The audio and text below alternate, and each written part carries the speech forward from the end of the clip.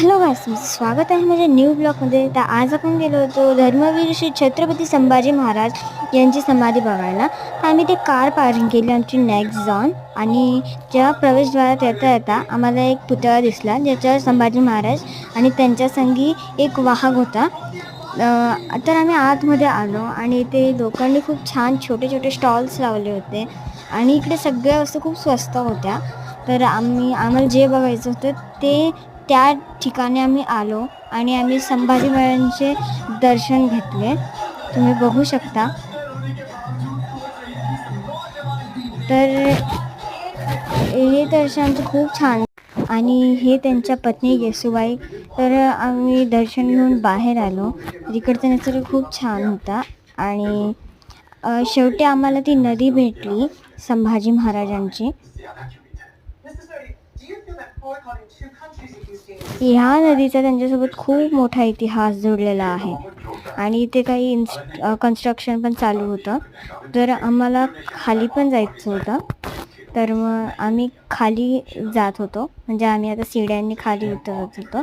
तर आम्ही ती जागा बघितली.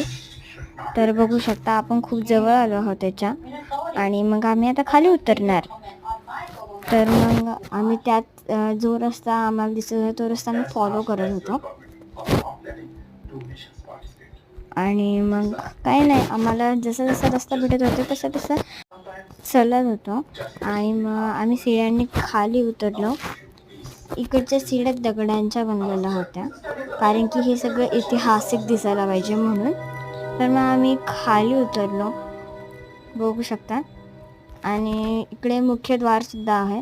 तर मी तुम्हाला जिथे सांगितलं होतं तिथे आम्ही आलो, आणि इथे लोक बोटिंगसुद्धा करत होते आणि आम्हीसुद्धा बोटिंग केली. पण आम्हाला म्हणजे बोटमध्ये फोन अलाउड नसता म्हणून मी शूटिंग नाही करू शकले. मग तुम्ही इकडची नदीही बघू शकतात. मी तुम्हाला आधी जसं सांगितलं तसं ह्या नदीचा इतिहास खूप मोठा आहे. तर मग आम्ही अजून खाली उतरलो आणि बसून घेतलं. तर मग आम्ही आता परत चाललो आहोत. आणि तुम्ही बघू शकता की मी ते सीड्या चढते. हे खूप मोठ्या मोठ्या सीड्या होत्या ना म्हणून. आणि इकडे खूप छान निसर्ग, झाडं झुडपं होते.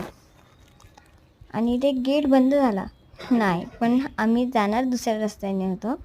तर मग आम्ही परत रिटर्न गेलो आणि आम्ही आता आलो बाहेर. तर मग आता आम्ही जाणार आहे आमच्या घरी. तर ऑफकोर्सली तुम्ही पण येत आहे. बाय.